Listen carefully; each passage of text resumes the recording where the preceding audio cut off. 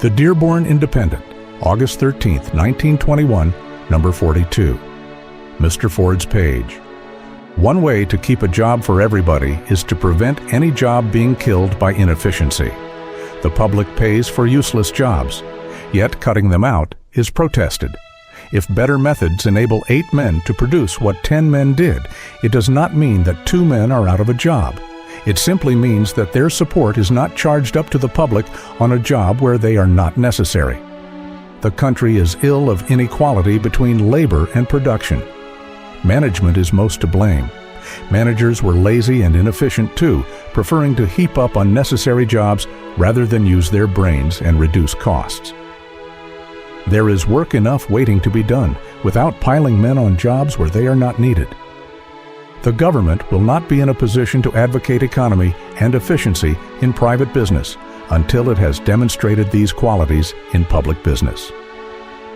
And the government will scarcely demonstrate these qualities until it gets the idea that economy is more than the cutoff of expenditure. Economy has frequently nothing whatever to do with the amount of money being spent, but with the wisdom used in spending it.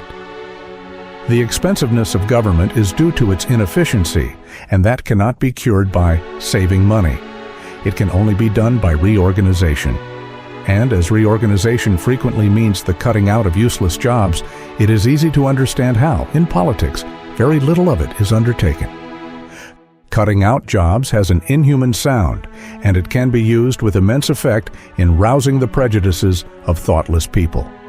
If formerly it required 10 men to do a piece of work, and a reorganization of efficiency enabled that same work to be done by 9 men, resulting in a decrease of 1/10 in the cost to the public, there is danger of the habitual howlers setting up a cry. Yes, but what about the 10th man who lost his job? And what about the other 9 men who must work harder to make up the 10th man's work? The answers are, of course, quite simple and easily understood by anyone who will use his mind. In the first place, the fact that the work is now being done by 9 men does not imply that the 10th man is unemployed. He is merely not employed on that work, and the public is not unnecessarily carrying the burden of his support by paying more than it ought on that work. For after all, it is the public that pays. An industrial concern that is wide enough awake to reorganize for efficiency and honest enough with the public to charge it necessary costs and no more is usually such an enterprising concern that it has plenty of jobs at which to employ the 10th man. It is bound to grow, and growth means more jobs.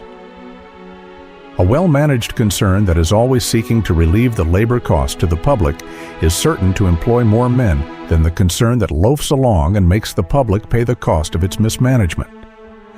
That, then, is a point worth remembering. The 10th man was an unnecessary cost on that certain commodity. The ultimate consumer was paying him. But the fact that he was unnecessary on that particular job does not mean that he is unnecessary in the work of the world, or even in the work of his particular shop. It is a matter of seeing that production costs no more than it should, and that the public is not loaded with costs which good management can avoid. The public pays for all mismanagement. More than half the trouble with the world today is the soldiering and dilution and cheapness and inefficiency for which the people are paying their good money.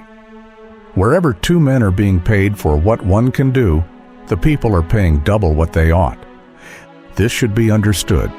There is a feeling that employers use efficiency to increase their personal profits. The surplus of an industrial enterprise is what ensures it, keeps it going.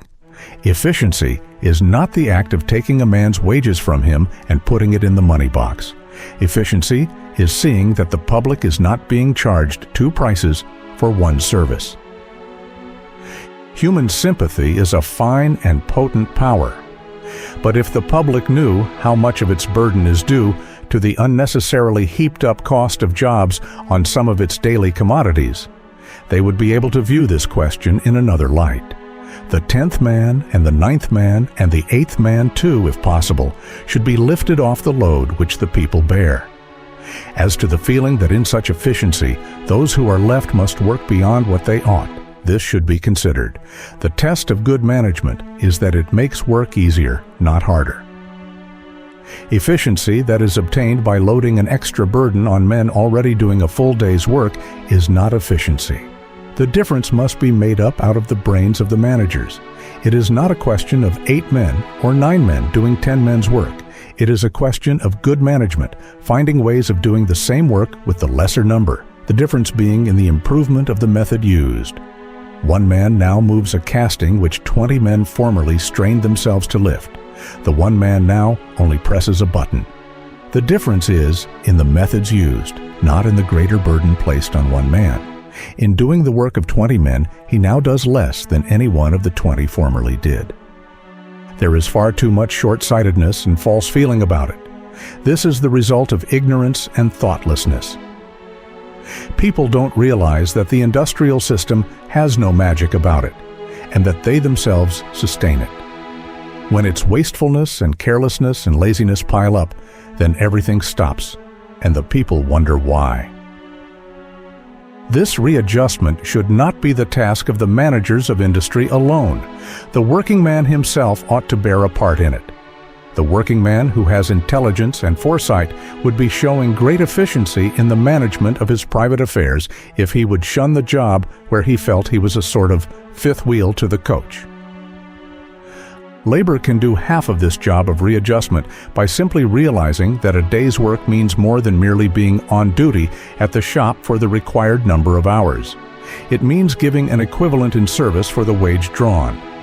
And when that equivalent is tampered with either way, when the man gives more than he receives or receives more than he gives, it is not long before serious dislocation will be manifest. Extend that condition throughout the country, and you have a complete upset of business. All that industrial difficulty means is the destruction of basic equivalence in the shop. Management must share the blame with labor. Management was lazy too. Management found it easier to hire an additional 500 men than so to improve its methods that 100 men of the old force could be released to other work. The public was paying, and business was booming, and management didn't care a pin. It was no different in the office than it was in the shop. The law of equivalence was broken just as much by managers as by workmen, and the process of reduction should go on among managers just as much as elsewhere. There are too many jobs up in the front office, and that is where the real trouble starts.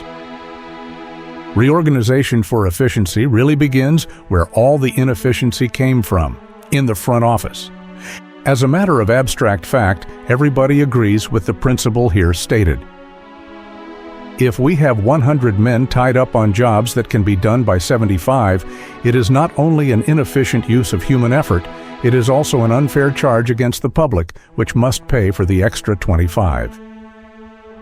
The public has been doing this on every commodity it has used, and it has swamped the public. Everybody grants that. The matter of jobs is easily taken care of. There are thousands of things waiting to be done in the world. There is productive work waiting for more manpower than the world possesses. Jobs that are unnecessary to production are not jobs. They are cancers eating into the body of the people's earnings. Cutting them out is curative. We need more of it. It is the only way we can ensure everybody going back to work.